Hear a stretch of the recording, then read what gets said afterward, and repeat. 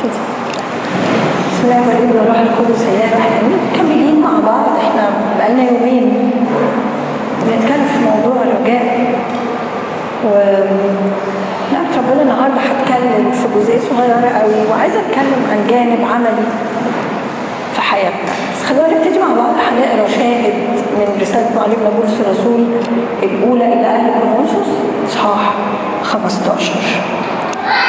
فإن لم تكن قيامة أموات فلا يكون المسيح قد قام، وإن لم يكن المسيح قد قام فباطلة كرازتنا وباطل أيضا إيمانكم.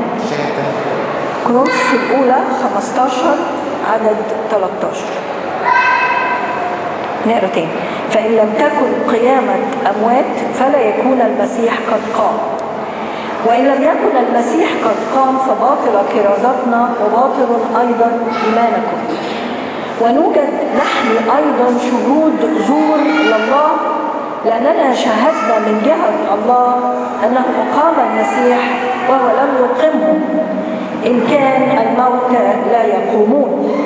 لأنه إن كان الموتى لا يقومون فلا يكون المسيح قد قام، وإن لم يكن المسيح قد قام فباطل إيمانكم، أنتم بعد في خطاياكم. إذن الذين رقدوا في المسيح أيضا هلكوا. إن كان لنا في هذه الحياة فقط رجاء في المسيح فإننا أشقى جميع الناس، ولكن الآن قد قام المسيح من الأموات وصار بكورا الراقدين. على جزء تاني، جزء كنا قريناه في اليوم الأول، رسالة بطرس الأولى الإصحاح الأول عدد 3. مبارك الله أبو ربنا يسوع المسيح الذي حسب رحمته الكثيرة ولدنا ثانية لرجاء حي بقيامة يسوع المسيح من الأموات لميراث لا يفنى ولا يتدنس ولا يضمحل، محفوظ في السماوات لأجلكم أنتم الذين بقوة الله محروسون بإيمان لخلاص مستعد أن يعلن في الزمان الأخير. إلهنا كل المجد والإكرام. الجزء الأولاني اللي قريناه يمكن تلاحظوا إنه جزء غريب كده. بولس الرسول عمال يقول لهم لو ما فيش قيامة أموات يبقى المسيح ما قامش، كان المسيح ما قامش يبقى أنتوا لسه في خطاياكم، ولكن إن كان المسيح قام يبقى لازم يكون في قيامة أموات. تحس كلام لو لاحظتوا كده، في قيامة ما فيش قيامة، ما فيش قيامة يبقى المسيح ما قامش، المسيح ما قامش إحنا في خطايانا. إيه القصة؟ أحكي معاكم يعني حاجة تاريخية بسيطة عن رسالة كورنثوس اللي بعت ليها كلام. مدينة كورنثوس دي مدينة يونانية، وكانت عبارة عن ميناء على خليجين، وكانت مشهورة جدا بالتجارة وبالغنى، وأيضا لأنه أنتم عارفين اليونانيين بالفلاسفة اليونانيين فكان عندهم كتير قوي من الأفكار اللي بتقول إنه مفيش حاجة اسمها قيامة أموات. ما كانوش يعرفوا المسيح، كلها عبادات وثنية، كلها آلهة غريبة، وكانوا مشهورين بالآلهة اللي تساعد قوي على الانحلال والنجاسة. كان عندهم إلهة حب وإلهة عشق وإلهة جمال، وكل هذه الأمور كانت بتقود المدينة في نجاسات عجيبة. ففكر عالي قوي بعيد عن الله، وأهواء بعيدة جدا جدا جدا عن القداسة، والبلد زي ده ما يكون حالها وكأنه شياطين بتسكن في هذه المدينة. ولكن لمجد الله تبدأ الكرازة وينزل بولس الرسول وتبدأ كرازة عجيبة، وتكون النتيجة أن تتغير المدينة من الإيمان الوثني إلى الإيمان المسيحي. ولكن ودي الحتة اللي تهمني والموضوع اللي عاوزين نتكلم عنه عمليا النهاردة، على الرغم من إيمانهم بالمسيح لكن الحرب اللي الشيطان شنها عليهم بعد كده كانت كبيرة قوي. جايين خلفيات نجسة جدا، أفكار تبعد قوي عن الحق الكتابي، فحتى بعد الإيمان بالمسيح كانوا عرضة لهذه الهجمات من الشرير. أحد الهجمات اللي جت عليهم على أفكارهم إنه ابتدوا تاني يرجعوا يتشككوا إذا كان صحيح في قيامة أموات ولا ما فيش. يعني يا ترى بعد لما نموت هنقوم؟ طب انتوا امنتوا بالمسيح؟ امنا بالمسيح. امنتوا بانه المسيح ده جه مخلص؟ امنا بانه المسيح جه مخلص. طب ازاي مش مصدقين انه بعد كده هيكون في يوم للدينونة؟ وبولس الرسول ابتدى يناقش الجزئية دي، انه لو ما عندناش ايمان بانه في يوم قيامة ودينونة يبقى احنا كمان ما عندناش ايمان ان المسيح قام، يبقى كل اللي انتم مؤمنين بيه ده ايه؟ ده باطل. وابتدى يقول لهم الآية اللي عايزين نركز عليها.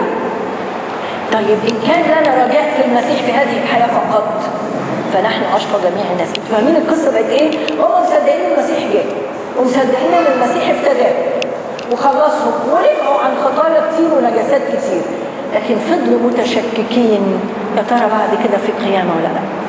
سامحوني، مفيش كلمة في الكتاب المقدس اتكتبت كده، لكن الكلام ده اتكتب من أجل تعليمنا إحنا. اسألكم كده، بصوا حواليكم وبصوا مرات كتير جوه قلوبنا، مش مرات كتير قوي احنا عندنا إيمان بالمسيح، لكن كتير بنبقى متشككين في أمر القيامة. لازم احنا مش شاكين إنه في يوم هنقف فيه قدام المسيح، لكن يا ترى بعد القيامة هيحصل إيه؟ يا ترى هنروح فين؟ يا ترى مع المسيح ولا مش مع المسيح؟ لو احنا دخلنا نفس هذا الشك في القيامة وفي انه لينا نصيب مع المسيح، هتنطبق علينا الآية اللي بتقول إن كان لنا رجاء في المسيح في هذه الحياة فقط فنحن أشقى جميع الناس. ليه؟ لأنه كده بيبقى الشيطان نجح في انه يقطع رجائي في الأبدية. فأنا عايشة على الأرض ماليش رجاء في الأبدية، لكن في ضيقة في شدة في تعب بصرخ بقول مين؟ يا رب. أنا مش ملحد، أنا مش زي الفلاسفة اليونانيين اللي قالوا أصل الروح بعد الموت بتنسلخ وبتدخل في الذات الإلهية، كان ليهم أفكار غريبة قوي. لا، أنا عارفة إنه في ربنا، بس أنا مش عارف ربنا هيعمل معايا إيه بعد كده. جزء كبير من إن إحنا تعبانين في حياتنا إنه الإيمان بالأبدية ده ضايع، إنه الشيطان مشككنا فيه. وده اللي بولس وقف وقال خد بالك وخدي بالك، هتبقى وهتبقي أشقى جميع الناس. ليه؟ ليه يا رب نبقى أشقى جميع الناس إن ما كانش لينا رجاء في الأبد؟ تعالوا نحسبها. ولاد ربنا عايشين في العالم، ربنا اداهم أمور كتير قوي صح، لكن قال لهم حاجة مهمة قوي، قال لهم في العالم سيكون لكم ضيق ولكن ثقوا انا قد غلبت العالم. يعني ولاد ربنا عايشين في عالم فيه ايه؟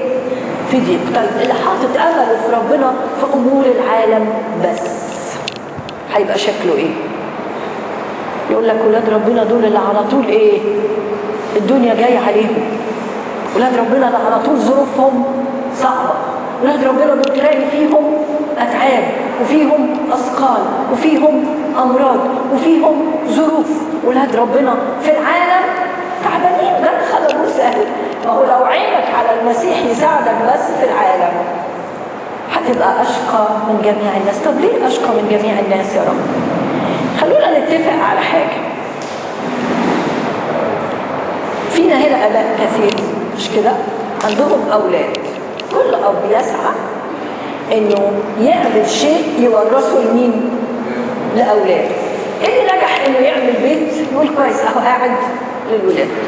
اللي نجح انه يشتري حقل هخليه للولاد، ارض مثلا. اللي نجح في انه يعمل كذا هخليه للولاد. اللي نجح في انه شال فلوس هخليها للولاد. كل اب بيورث اولاده اللي ايه؟ اللي بيمتلكوا صح. حد يقدر يعني حد يقدر مثلا لو فيكتور عنده ولاد صابر عنده ولاد فيكتور يقدروا يورثوا ولاد صابر؟ فعش ولاد فيكتور يورثوا فيكتور، ولاد صابر يورثوا صابر، مش كده؟ كل واحد بيورث اولاده اللي بيمتلكوا. عشان كده جه رب المجد قال في العالم هتكونوا اشقى جميع الناس. ليه يا رب؟ الميراث اللي بديه لاولادي مش من هذا العالم. ليه الناس اللي بعيد عني مبسوطين؟ لانه دول واخدين ميراث العالم من ابوهم اللي هو رئيس ايه؟ رئيس هذا العالم. ابليس يعرف يدي حلو قوي في العالم، يعرف يدي حلو جدا، مش كده؟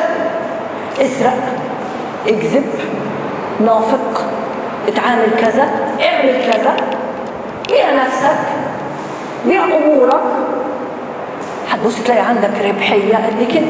ده نظام العالم، يخضع الشيطان، والشيطان بيورث اولاده كده في العالم. طب امال ايه؟ رب المجد قال انا ما ضحكتش عليكم، انا ليا ميراث.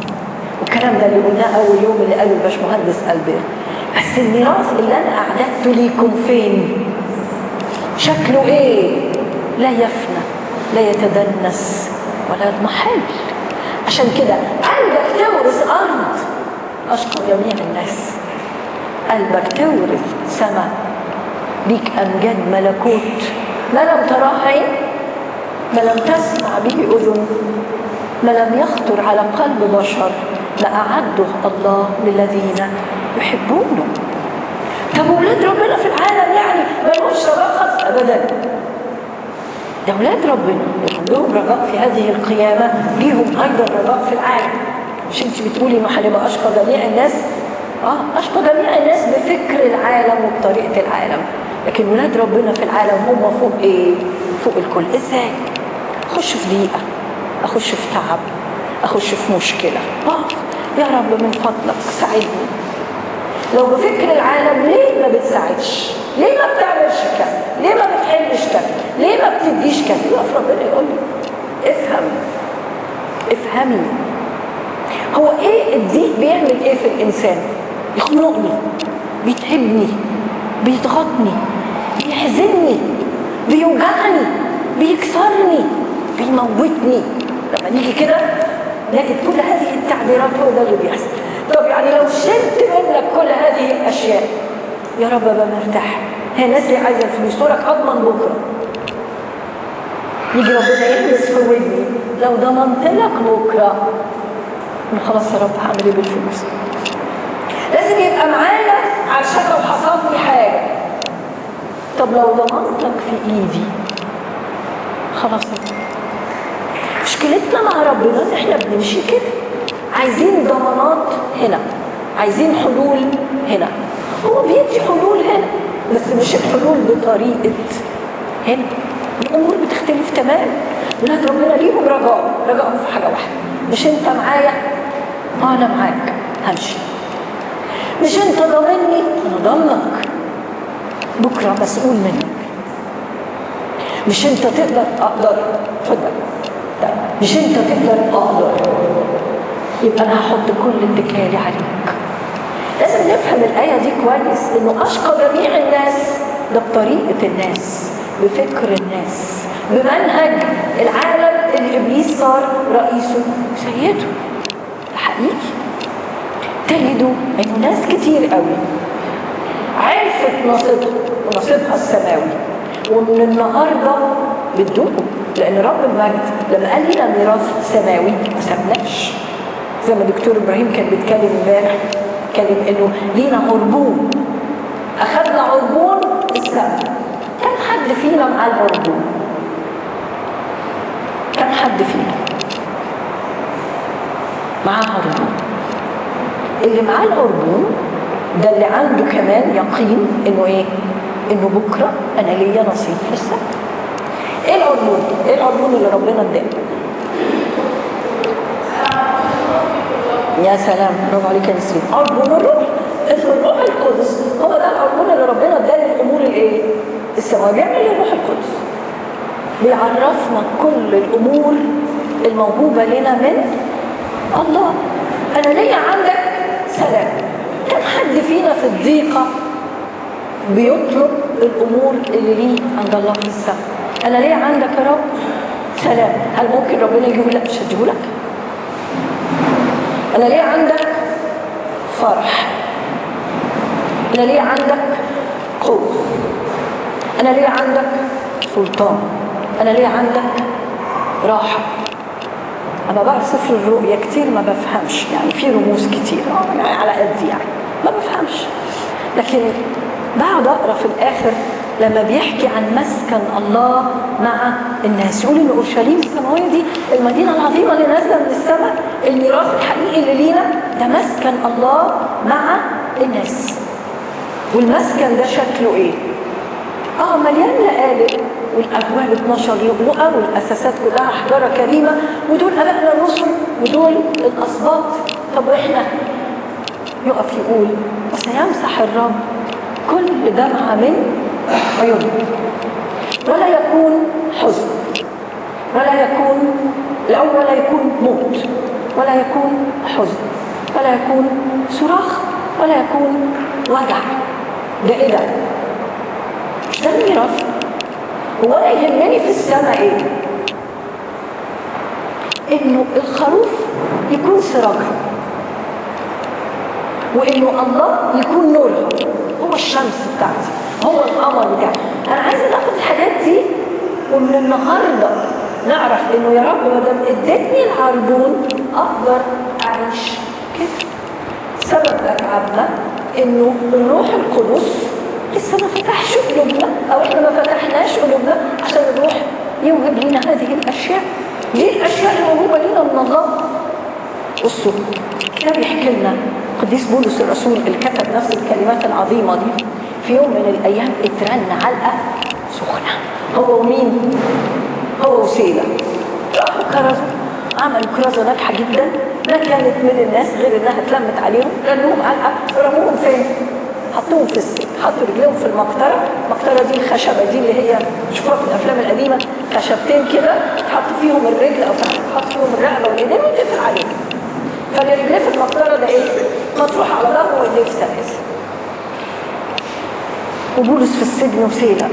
احنا بقى كده يعني اخرتها كده يا رب، وكرزنا وخدمنا وانت وعدت انك تقف معانا، اخرتها كده يا رب. كان حد فينا بيكلم ربنا كده؟ طب ده انا رحت الخدمه ورحت عشانك، وبعدين تتقلب الدنيا، وبعدين يحصل لي كده في البيت، وبعدين العيال مش عارفه يجرى لها ايه. مرات كتير قوي دي بتبقى اللغه اللي بنتكلم بيها مع الله. بولس وسيله ايه اللي حصل؟ ما دول عندهم ايه بقى؟ دي العين اللي شايفه الموهوب ليهم من الله، وعندهم العربون بتاع الروح القدس. فبولس اخبارك يا بولس؟ تمام. وانت يا سيدي؟ يقول له ده انا فرحان فرحه. كنا نستنى يا بولس. يقول له يا شيخ شفت ربنا كرمنا ازاي؟ فين الكرم؟ مش انتوا خدام ربنا؟ احنا كتير قوي نعمل مع ربنا العكس. مش احنا خادمينك؟ مش احنا حابينك؟ مش احنا مدين عشانك؟ تدي الكل وانا لا يا رب. تساعد الكل وولادك لا. ليه كده؟ ويقصد الشيطان في الاوقات دي يخلي الصوره غامقه قوي، ظلمه، هو رئيس الظلم، يضلمها فتضلم جوايا. طب ليه؟ لكن اللي في النور عملوا ايه؟ قال له ما تيجي نسبح ربنا. قال له هي تحلى غير دلوقتي؟ قعدوا يسبحوا. كانت النتيجه ايه؟ على فكره اللي اتفك مش القيود الحديد. السجن دايما مين موجود في السجن؟ موجود ناس حلوه كده وكويسه ومحترمه. في السجن عتالين قتله وحراميه وزناه، شكل كلها في السجن. ايه اللي اتفك؟ ايه اللي اتفك؟ اللي اتفك القيود اللي كانت جوه الاول. ما القيود لما جوه تبقى مفكوكه، تقولوا لي في قيد من بره يقدر على انسان ربنا فكه من جوه؟ لا يمكن، لا يمكن. قعدوا يرنموا، ما هو انا مفكوك من جوه وفكيت الناس اللي حواليا، الشيطان ما يقدرش يقف. على فكره معروف كده بحسب الكتاب انه الشيطان كان مرنم جيد جدا، كان طغمه بيرنموا لله. حاجه من الحاجات اللي تغيظه قوي انه هذه الكرامه انتقلت لناس غلابه زينا، بقوا هم اللي بيسبحوا، هم اللي بيمجدوا، وقفوا يسبحوا ويمجدوا. اتفكت الناس، اتفكت القلوب، بدليل انه لما الابواب اتفتحت المساجين ما خرجوش، لانه قالوا خلونا هنا، خلونا في الراحه اللي جت هنا. وحتى حارس السجن آمن بالله. هو ايه ده؟ المشهد ده ايه ده؟ هو ده مشهد رجائنا السماوي مش الارضي. ضيقه، شده، امور صعبه، لكن المشهد سماوي ولا ارضي؟ بصوا الكتاب كله مشاهد سماويه. انا تاثرت قوي بالخدمه بتاعت باشمهندس دكتور ابراهيم امبارح، هو بيحكي عن المشهد في السماء شكله ايه. بس احنا اغلبنا عايشين الايه اللي بتقول لنا رجاء في المسيح في هذه الحياه فقط، فاحنا احنا شعبين ان احنا اشقى جميع الناس. صح ولا انا غلطان؟ لينا عربون ولينا ميراث، نعرف ميراثنا بالروح القدس اللي معطى لينا. ان كانت هذه الامور لينا بنطلبها ولا ما بنطلبهاش. عارفه ابوي عنده كذا، يبقى من حقي اطلب اللي عند ابوي، اطلب اللي عند الاخر. تخيلوا بقى ان احنا كلنا عايزين نعيش مع ربنا وطالبين اللي عند مين؟ اللي عند الاخرين، اللي ابليس بيديه للناس. هو ده الحلو في عينينا. عشان كده مرات كتير بنحس ان احنا ايه؟ مش عارفين ناخد حاجه، مش عارفين ناخد حاجه، وارجع تاني واجب. لكن هل في وسط كده الله لا يعطي؟ الله بيدي، لان هدف ربنا، خلينا نفهم كده النهارده، ان يعطيني سلام، ان يعطيني قوته وسلطانه وراحته. الحاجه اللي توصل لي ده ربنا بيعملها. ممكن ده يوصلني بقوه بدون امور ماديه، وممكن ايضا يوصلني مع امور ايه؟ ماديه، لان ربنا يهمه انا منين؟ من جوه. راحتي منين؟ من جوه. اللي يريحك هديهولك. ومرات في الصراع اللي بيحصل جوانا نقف كتير ونقول له ليه يا رب سبتني؟ وليه يا رب انا؟ وليه يا رب ما بتدينيش؟ دايما عندنا هذه الشكوى. ومين يجي يشتغل فيها حلو قوي على الرسل. الآية الثانية اللي في رسالة القديس بطرس اللي قريناها بتتكلم انه لنا رجاء حي بايه؟ الرجاء الحي اللي لينا ده بايه؟ بقيامة يسوع من بين الأموات. يعني ايه رجاء حي؟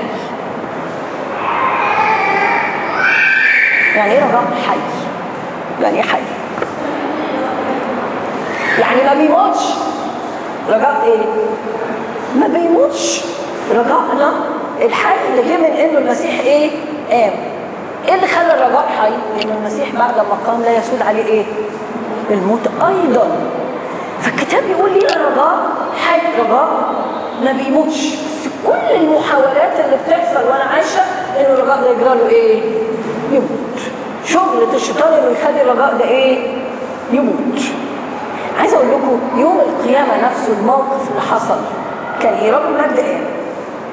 طب والتلاميذ حالهم كان ايه؟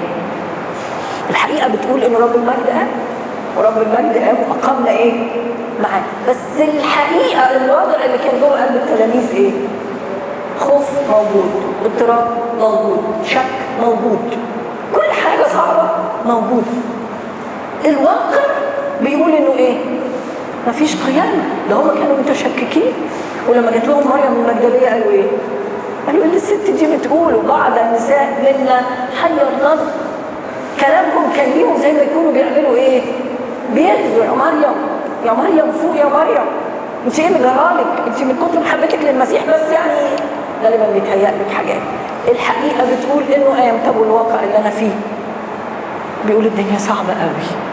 انتوا عارفين دي المصادمه اللي بتقف قدام رجائنا دايما. ابص اشوف واقع،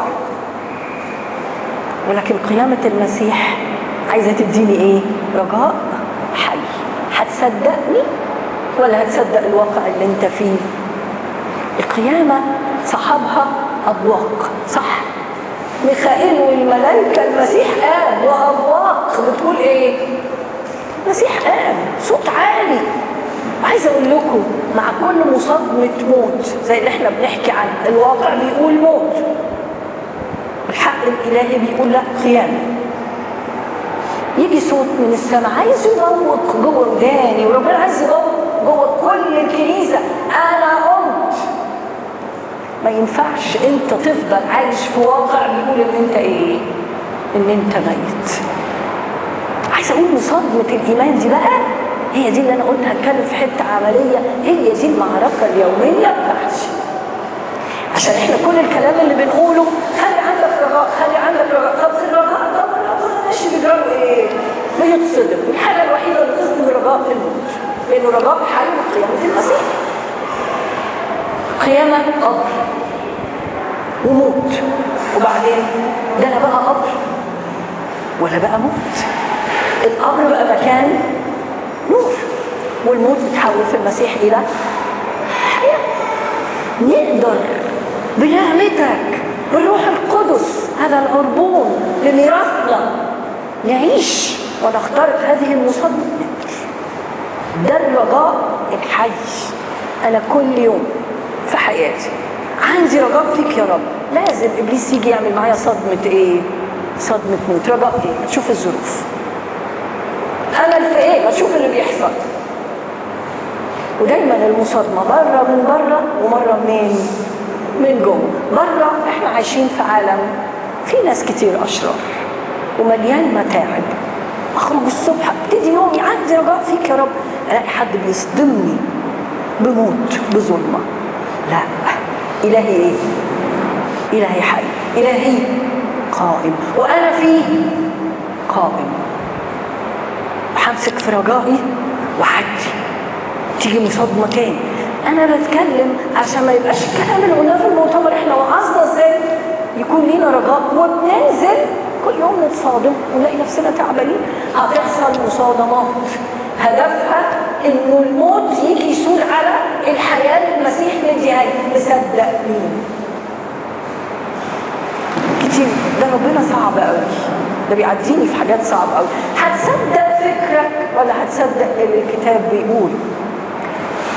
من الصفتين الرائعتين اللي الكتاب يوصف بيهم ربنا، يقول عنه حنان رحيم. احنا فاهمين الرحيم يعني يبقى واحد ما يستاهلش الحاجة وهو يتحنن عليه، ده الرحمة. لكن كلمة حنان في الترجمة الأصلية بتاعتها، الحنان ده الشخص لما يلاقي حد. فاكرين قصة السامري الصالح؟ الحنان ده السامري الصالح شاف واحد مرمي فوقف علشان يشوف. معنى بقى كلمة رؤوف أحلى من كده، إنه ده يتحنن ويترأف. يعني إيه يترأف؟ يعني شافني تعبان راح واقف. ورؤوف معناتها انحنى عليا في تعبي. عايزة أقول لكم في كل ضيقة، في كل شدة، في كل موقف الله حنان ورؤوف. ده اللي أنا مصدقه ولا أنا مصدق اللي الشيطان بيقوله لي عنه طول النهار؟ يا جماعة ميراثنا ما فيهوش حزن، ما فيهوش صراخ، ما فيهوش ديك بتكلم مش بتكلم بره. يعني بنشوف ناس دموعها لازمه، ولكن الداخل ايه؟ الداخل فيه ايه؟ يا رب هعدي، بعيط هعدي، متألم هعدي. حاجه بتيجي تصدم الحياه اللي فيا، لكن الحياه اللي فيك ما فيش حاجه تقدر توقف قدامها. يا جماعه احنا مش متخيلين يعني ايه المسيح قال. يعني ايه حياة من بين الموت؟ عشان كده كل قصة الشيطان انه يحاول يقول لي ايه؟ لا انت ما زلت في الموت، في مصادمات في الخارج. تعالوا بقى نشوف كمان المصادمات اللي في الداخل اللي بتبقى اشد واصعب. حي مين؟ خطية قاعدة فيك بقالها كام سنة. الامر ده بتجاهد فيه بقالك قد ايه؟ سيب كلمة حياة وقيامة دي لحد غيرك يقولها، مش انت اللي تقول كده. لا يعزيني في سير القديسين أكتر من سيرة القديسة مريم المصرية. عارفين القصة بتاعتها؟ أحكي لكم بسنين العمر. هي بدأت فعل الخطيئة وهي عندها 12 سنة، لسه صغيرة خالص، وقعدت لغاية سن 29 سنة وهي يعني فعل الخطيئة ده شيء محبب إليها. 17 سنة خرجت البرية، حتى كتاب مقدس ما كانش معاها. ولكن أما قابلها قصة جسيمة في آخر القصة لقاها حافظة المزامير، فسألها قال لها مين اللي حفظك المزامير؟ قالت له هو مش الروح القدس هو اللي كتب المزامير؟ هو اللي حفظني. ودي كانت عارفة ميراثها واخدة عموم الميراث. لكن تحكي السيرة بتاعتها انه قد 17 سنة اللي قعدتهم في الخطية قعدت 17 سنة تاني في البرية بتعمل حاجة واحدة، بتحارب هذه الخطايا. كانت بنت ربنا وتعبت وربنا قبلها وصارت جواها حياة، لكن مصادمة الموت معاها 17 سنة على قد ال 17 سنة اللي عاشتهم في الخطية، لغاية لما انتفضت من كل موت. وعارفين نهاية السيرة بتاعتها انها صارت ايه؟ صارت مسوح. مصادمة الموت موجودة، لكن كل يوم قدام هذه المصادمة مسيحي حي، إلهي حي، إلهي قام وأقام، هعدي يوم بعد يوم هعدي. وعلى فكرة ده حق كتابي إن إحنا بنتغير شيئا فشيئا. لكن اللي لازم يفضل ثابت هذا الرجاء الذي لا ينقطع. لو انقطع الرجاء مش هقدر اكبر حتى مع ربنا شيئا فشيئا. عايزه اشجع كلنا، وانا اولكم عشنا مرات سنين نعاني حروب في الخارج، ضيقات في الداخل، والشيطان عاوز ياخد هو الجوله. خدوا بالكم احنا في ايام تقيله. الشيطان زي ما دكتور ابراهيم كان بيحكي امبارح، جولته الاخيره، معركته الاخيره. عارف بعد هذه المعركه هو مطروح في البحيره، وانتقاما من البشريه دي عايز يلم اكبر عدد بيحطه معاه. مش كده؟ فدي معركته الاخيره، جولته الاخيره، ويلعب اكتر حاجه عليها ايمانك ورجائك. الدنيا ضلمه، ان جلست في الظلمه فالرب نور لي. هذه المصادمة هي مصادمة كل يوم في حياتنا علشان توقف عمل الرجاء وعمل القيام. مرات كتير كنت أبقى في مواقف صعبة، فكنت أقف قدام ربنا وأتخيل نفسي، ده مش خيال، كنت ببقى حاسة إن ده اللي الروح القدس بيوريهوني، أتخيل نفسي وأنا بره الأمر، وأقول له يا رب نصدق إنه هيجي يوم أشوف نفسي كده قدامي رجاء، وأتخيل نفسي حر. هيجي يوم وهبقى كده، وتخيل نفسي قويه، هيجي يوم وهبقى كده. انت بقالك كذا سنه بتقولي لا هبقى كده، مش عشانك، عشان انت قمت، عشان انت غلبت وهزمت موت وابليس. وهذه المصادمه بيني وبين الموت كل يوم هكسبها عشان انت انتصرت. صدمه موت. نكبر في حياتنا مع ربنا وتبتدي هذه المصادمات تبقى مش مصادمه في حياتي بس، لكن مصادمه في حياتي وفي حياه الناس اللي حواليا. الموت عايز يبتلع الناس اللي حواليا، واللي نجح في حياته انه يقف قدام كل موت جاي وينتصر فيه بالحياه، يصدق ان ربنا يقدر ينتصر في حياه الناس اللي حواليه. صارت فيا قوي القصه اللي حكاها استاذ عادل امبارح، الراجل اللي قال له الشيطان ممكن ربنا يقفل، يعني يعفو عن الشيطان، بس الجحيم مش هيتقفل عشان مين؟ عشان مراتي. ولكن الست دي نجحت في هذه المصادمه بتاعت الموت، انها خرجت للحياه، وابتدى هو يصدق ان هو كمان ممكن في يوم من الايام يبقى له ايه؟ يبقى له حياه. ولو ما انتصرناش لحياتنا مش هننتصر لحياه اللي جنبنا. كم المرات اللي اجي اسمع فيها ناس، جوزي، مراتي، الواد مجنني. انتصري لحياتك، انتصر لحياتك، انجح في المصادمه اليوميه ما بينك وبين ابليس وانت بتعلن انه الهك حي. يوم بعد يوم قوه الحياه تنتقل. عايزه اقول لكم الحياه محب يبقى فيها عدوى، يعني زي ما في امراض بتعدي وفي حاجات حلوه بتعدي، ده نفس الكلام على المستوى الروحي. تقعد مع حد محبط يحبطك، تقعد مع حد ايمانه عالي يملأك ايمان، تقعد مع حد بيتكلم بطريقه سلبيه تتكلم بطريقه سلبيه، تقعد مع حد كل يوم يشجعك. ساعات تقعد نسمع كلام للناس واللي اقول ايه ده شحنني بطاقه سلبيه. معلش بستعيد هذه الكلمه اللي انا ما بحبهاش. شحنك بطاقه سلبيه، بطاقه سلبيه جدا ليه؟ وفي حد بيشحن بطاقه سلبيه بالشيطان؟ طب قدام الطاقه السلبيه دي عملت ايه؟ شجاعي في المسيح. طب ما تخلي الروح القدس اللي قلنا عليه العربون يديني انا ايه؟ يديني كلمه هتشحنني بطاقه. هي بس شحنه بطاقه ايجابيه؟ ده شحنه بطاقه حيه، ده شيء حي، الحياه من بين الاموات. وهكذا تمشي حياتي كل يوم، مصادمه موت رجاء حي، مصادمه موت رجاء حي، مصادمه موت رجاء حي. يخاف ابليس من الناس اللي رجاءها حي. حاجه اذكر مره حد كان، يعني كنت بسمع قصه كده، وكانت واحده وبنتها، البنت كانت في ظروف صعبه خالص. القصه دي يعني من القصص المشهوره يعني.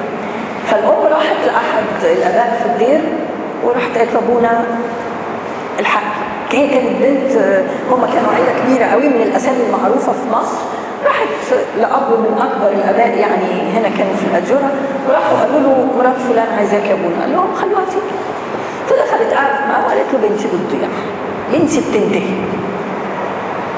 سابها تحكي، والروح القدس جواه ابتدى يقول له هي مش البنت. خلصت كلام، ابونا بص لها وببساطه كده قال لها مستعده تتوبي؟ قالت له ابونا بقول لك بنتي. قال لها وانا بقول لك انت. قالت له توب. طب اعمل ايه؟ قال لها مثل صغير قوي، قال لها لو انت واقفه في الدور الفوقاني وانا واقف تحت وقلت لك ارمي نفسك، تامنيني وترمي نفسك؟ قالت له ارمي. قال لها ربنا مش عايز مننا غير كده، هترمي نفسك على ربنا وربنا شوفي ربنا هيشتغل معاكي ازاي. ست بايمان بسيط خدت الكلمات وروحت بيتها. طبعا هما كانوا عيله راقيه قوي، طريقه لبس، طريقه ميك اب، طريقه حياه كلها عاليه خالص. الست لها ناويه تتوب، تفتح كتابها المقدس وتقرا، تصلي يوم بعد يوم بعد يوم. والبنت بتعمل ايه في البيت؟ بتلاحظ ماما لبسها شويه اتغير، ماما يعني الزواق اللي كانت بتتزوقه اتغير، ماما بقت بتصلي. قبل ما يخلص شهر ابتدت البنت تقول لها ماما علميني ابقى زيك. وما فاتش شهر على القصه غير والست جريت لابونا وقالت لابونا بنتي رجعت. قوه حياه تنتقل، رجاء حي ينتقل.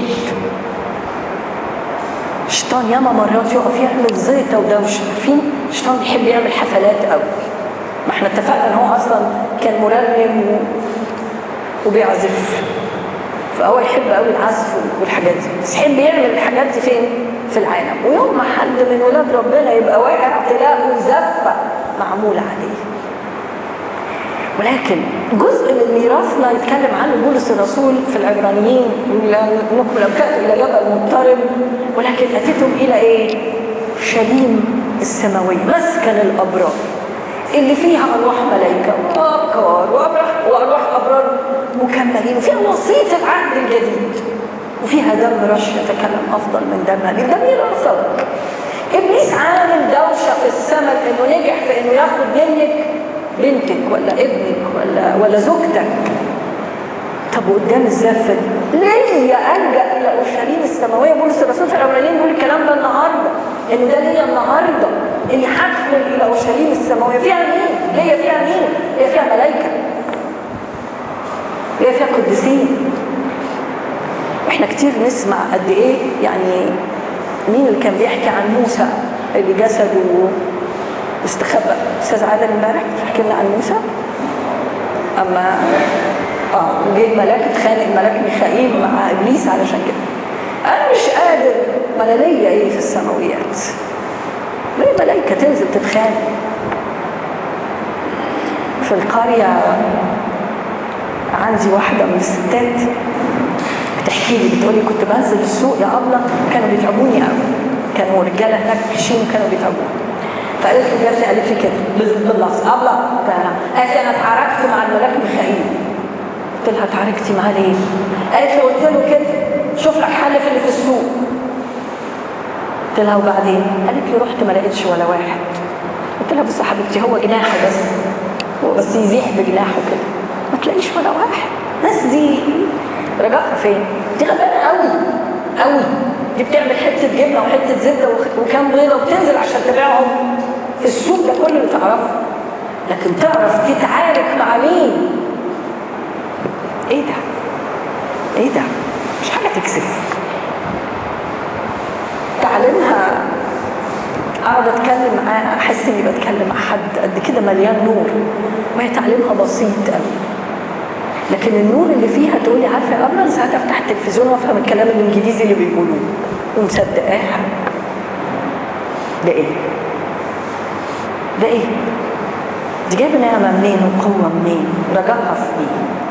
ولكن ميخائيل بنفسه يحارب معاها ما حدش. ما هي دي لما بتيجي الاورشليم السماويه على طول. ده ميراثنا. تخيلوا بقى احنا سايبين ده وقاعدين نفكر في ميراث ايه؟ نعمل ايه تحت؟ وبيحصل ايه تحت؟ وهيجرى. نحتاج نقف ونقول له ده عايزين الرجاء ده، الرجاء الحي اللي ما بيموتش، والرجاء اللي يقف كل يوم في هذه المصادمه يكبر من يوم الى يوم. عايز اتكلم، عارفين انا مش طول، عايز اتكلم في 3 نقط يساعدوا انه هذا الرجاء ده يبقى ليه رجاء حي. ازاي؟ احنا متفقين حي يعني ما يموتش. هل مرات ممكن رجائنا يموت؟ ممكن انا رجائي يموت. ازاي؟ عايزه اقول انه في حاجات مهمه قوي نعملها. لو معايا تابلت ولا معايا موبايل، هحتاج اعمل ايه عشان يفضل يتكلم؟ بس موضوع بسيط خالص، اشحنه يفضل شغال. لو سبته لغايه لما البطاريه ماتت ينفع اشحنه واقومه تاني، بس في حد ناصح يشحن قبل ما البطاريه ايه؟ قبل ما البطاريه تموت، مش كده؟ فاول حاجه عايزه اتكلم عنها علشان هذا الرجاء يبقى حي. بشحن نفسي ولا مش بشحن نفسي؟ هقول يعني هنسمي الكلمه دي السهر المتزن. يعني ايه بسهر؟ مش بسهر بالليل، لكن واخد بالي من حياتي. حياتي في حاجات ايجابيه تجيبها لقدام، وفي حاجات سلبيه بتعمل ايه؟ ترجعها لورا. اهل كورنثوس وقعوا في حاجه سلبيه اللي هي ايه؟ سابوا ابليس يرجع يخدع اذهانهم بافكار بطاله مش من عند ربنا. ما سهروش، ما خدوش بالهم، ما قالوش ما احنا عشنا سنين طويله في هذه الافكار ومع هذه الالهه وما خدناش حاجه. خدوا بالكم، ابليس يمسك الذهن يخدع، وبعد ما خدع يقدر يعمل ايه بمنتهى البساطه؟ يشكك، مش كده؟ يوريني صوره غير الصوره، وبعدين ربنا فين بقى؟ اللي بتقول انه معاك فين بقى؟ اللي بتقول انه سندك؟ دي خديعه. في السهر يا رب نبهني ذهني ما يخدعش. انا اكتشفت ان دماغتنا دي يا رب ارحمنا، الدماغه دي كلها عايزه تغيير. عشان كده القديس بولس الرسول يقول ايه؟ مستنيره عيون اذهانكم.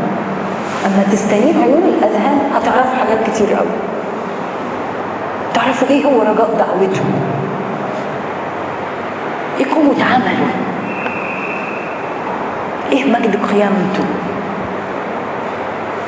مش اقعد ابص فلان عمل وفلان سوى. 3/4 مخنا رايح في تحليل امور كلها بالغلط، في حين انا لو سهران لدماغي دي يا رب نور من عندك، يحصل الموقف، طب تعالى يا رب نور لي الموقف. ولو في خديعه من ابليس شبه. اسالكم حاجه، كم مره وقعنا في مواقف مع ناس وبعد كده لما عرفنا الحقيقه اكتشفنا قد ايه احنا كنا ظالمين الناس اللي حوالينا. فلانه ما كلمتنيش، ايوه مش معبراني، ايوه فلان ده اصله مش عامل لي قيمه، فلانه دي ما بتهتمش، وفلان بعد كده اكتشف يا نهار ابيض ده فلان ده كان حصلت له حادثه، هو ده اللي منعه. كم مره بتحصل معانا حاجات زي كده ونكتشف ان الدماغ دي متسابه لخديعه ابليس، وتيجي الخديعه تضلم الدنيا ويبتدي رجائنا يجرى له ايه؟ سحب. يبقى مهم اسهر على الخديعه في الذهن، ومهم اسهر على الاهواء والشهوات فين؟ في المشاعر. دول الحاجتين اللي لازم اسهر انه ما يكونوش حاجات سلبيه. لما اشعر انه في حاجه دخلت جوايا مش من ربنا، اجري نظفها، اجري نظفها. شيء بشتهيه مش من الله، شيء بطلبه مش بتاع ربنا، بسرعه سهران هلحق روحي. طب سبت نفسي شحنة أرضي على طول تسحب كل الشحن اللي فيا، يضيع كل الرجاء. فدي حاجات سلبية. طب وفي حاجة إيجابية لازم أعملها، أعمل إيه بقى؟ سفر الأعمال يتكلم إنه كان الجميع بنفس واحدة وكانوا يستخدم كلمة استخدمها كذا مرة، يقول يواظبون. يعملوا إيه؟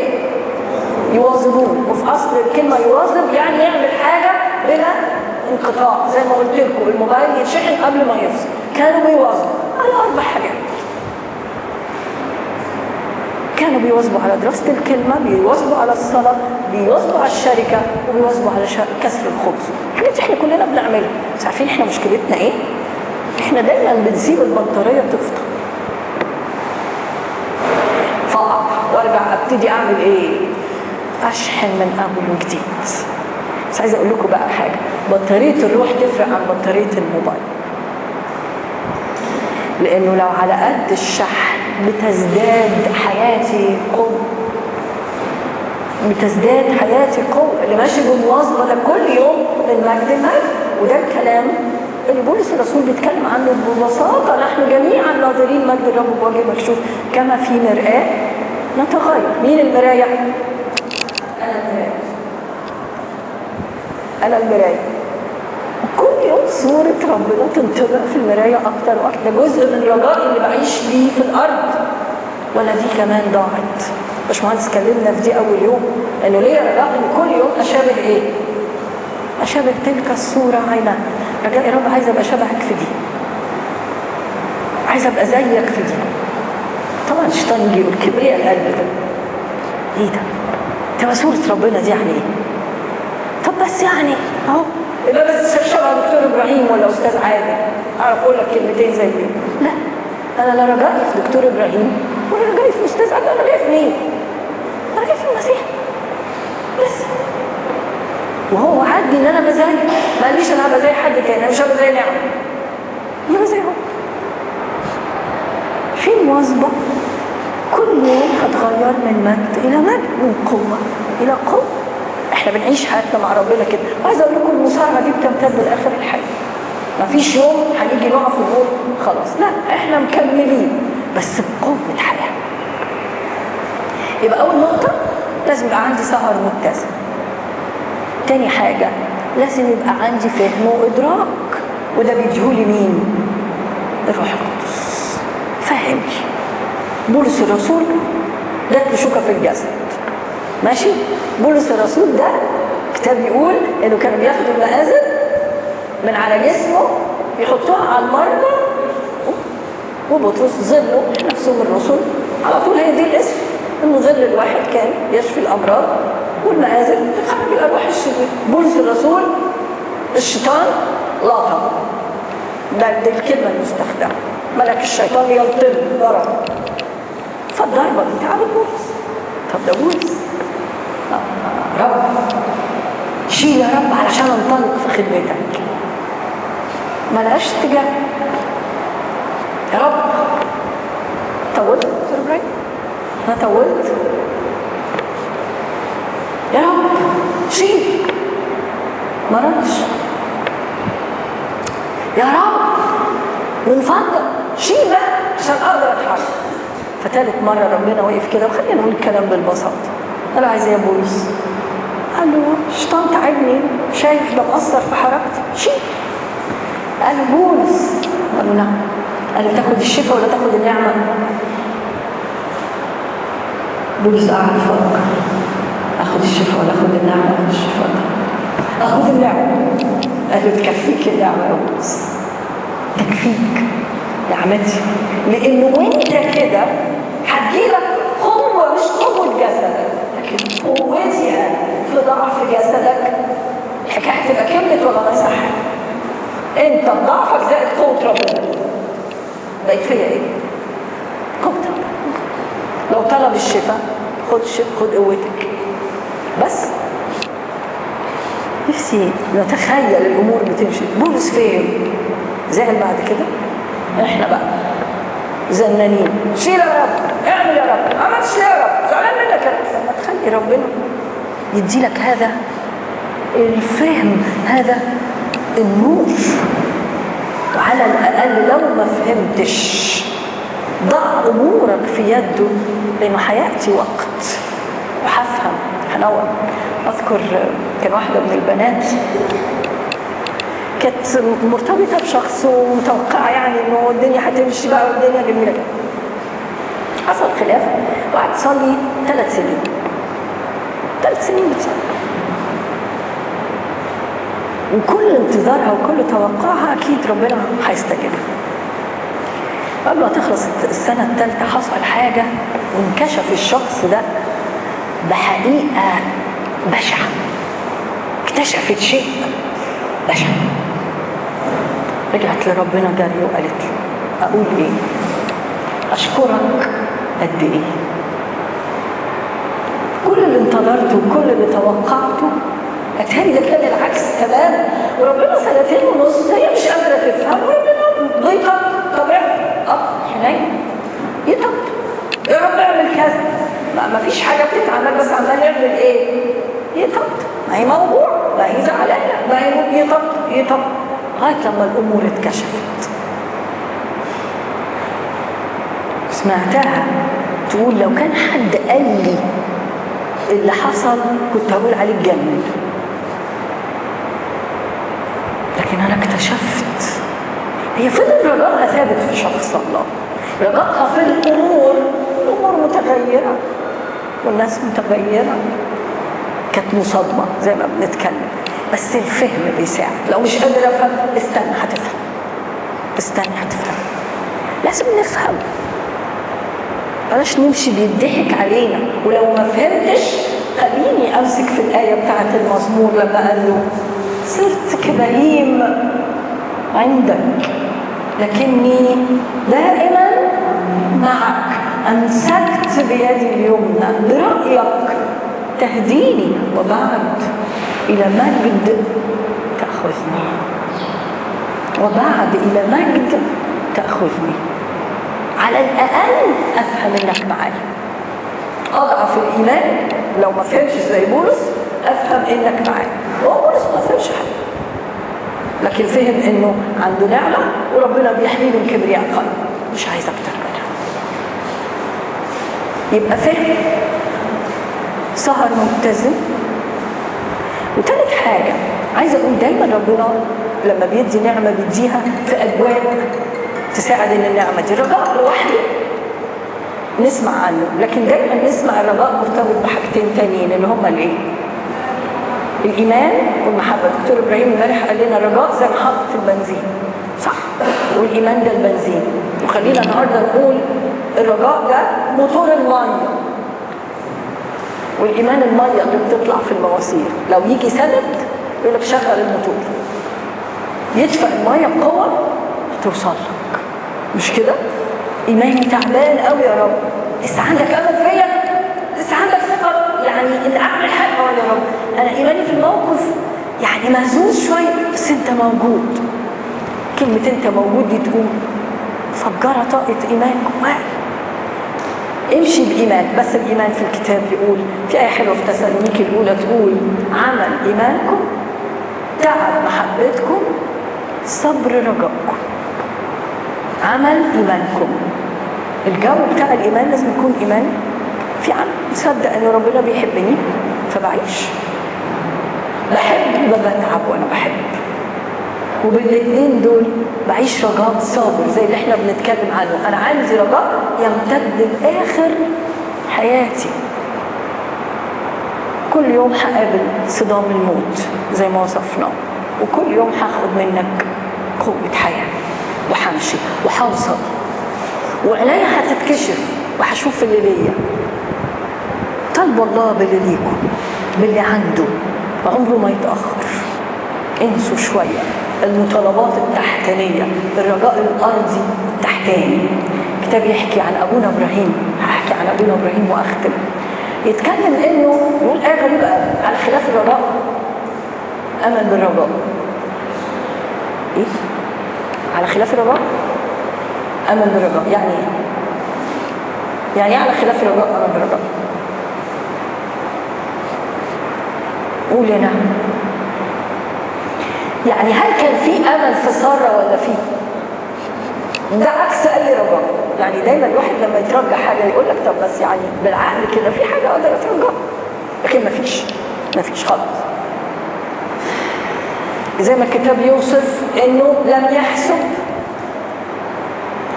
مماتية جسده ولا مماتية مستودع عصاه. ما حسبش ان هما الاثنين زي الميتين في حكم الميتين. قال لك بس ربنا موجود. خلاف الرجاء امن برجاء فاعطاه الله. بس في حته رجاء تاني حلوه قوي كانت عند ابراهيم، دي شملت كل حياته، مرتبطه بالمدينه التي لها الاساسات التي صانعها وبارئها الله. الكتاب بيقول ان ابراهيم عاش كل ايام حياته فين؟ في خيمه. عاش كل ايام حياته في خيمه. ابراهيم كان اغنى اغنياء الارض، كانش مجرد حد عادي. يعني لو عاوز النهارده يعمل، انا عارفه الناس تعبت قوي في رمضان من الاعلانات، يعني لو عاوز يعمل مش عارفه ايه زي الحاجات اللي بيقعدوا يجيبوها دي، يعمل قدها 10 مرات. انا عايش في خيمه. ايه مزاجك يعني يا ابراهيم في خيمه؟ انا عايش في خيمه. ليه؟ اصلي مستني مدينه تاني، دي اللي هعمر فيها، ليها اساسات، واللي حاطط الاساسات بتاعتها مين؟ ربنا. رجاء فوق مش هنا. طب يعني مش عندك امل يعني فيلا صغيره كده بس يا ابراهيم؟ طب بيت اوسع سنه من اللي انت فيه؟ طب كذا، طب كذا. لا، انا عندي رجاء ليا فوق مدينه بحالها لها اساسات وصناعه وبريئه الله، وهعيش هناك وهرتاح، وسيمسح الرب كل دمعه من عيونهم. الكتاب يقول كده. حتى لو النهارده بضيقها، حتى لو النهارده بدموعها، تخيلوا قدام، حتى لو مش شايفين، قولوا روح الله، طلبوا روح الله القدوس، ورينا بكره في ايه، اعلن لينا اللي لينا فيك. هو قال كده انه بيكشف لينا الامور المعطاه لينا الموهوبه لينا من الله. وريني ليا فيك ايه، وريني عندك ايه. ساعتها هلاقي كل الامور التانيه بتنتهي بمنتهى بساطه. خلصت بس نفسي اتفضل. 3 نقط قلنا: السهر المتزن، سهر متزن، وقلنا في السهر اني هواظب وهاخد بالي من الخديعه بتاعت ابليس وانا سهران. اواظب ده جزء من السهر بتاعي، ما هي دي المواظبه، ان انا بواظب كل يوم على الحاجات اللي انا لازم اكون بعملها عشان اقترب من الله. بواظب في انه اشحن واخد بالي من الحاجات اللي بتسرب، مش كده؟ ياما ساعات نسيب الموبايل السكه تبقى مفتوحه انا مش واخده بالي، اقول لك يا اصل معلش. لا، خد بالك من الحاجات اللي بتسحب الشحن. خديعه ابليس في الاذهان، اهواء وشهوات في القلب. وتاني حاجه زي ما قلنا الفهم، محاوله الفهم عشان اخرج من مشكله ايه اللي بيحصل وايه اللي بيجري. ما فهمتش، يبقى على الاقل افهم يا رب ان انت معايا، اتاكد اتيقن من ان انت معايا. وثالث حاجه قلنا الجو اللي يحيا فيه الرجاء هو جو الايمان والمحبه. عمل ايمان، تعب، محبه، صبر، رجاء. يعني احنا جينا هنا مجتمعين في جو محبه، لكن من هذه المحبه كلنا لينا رجاء انه ايه؟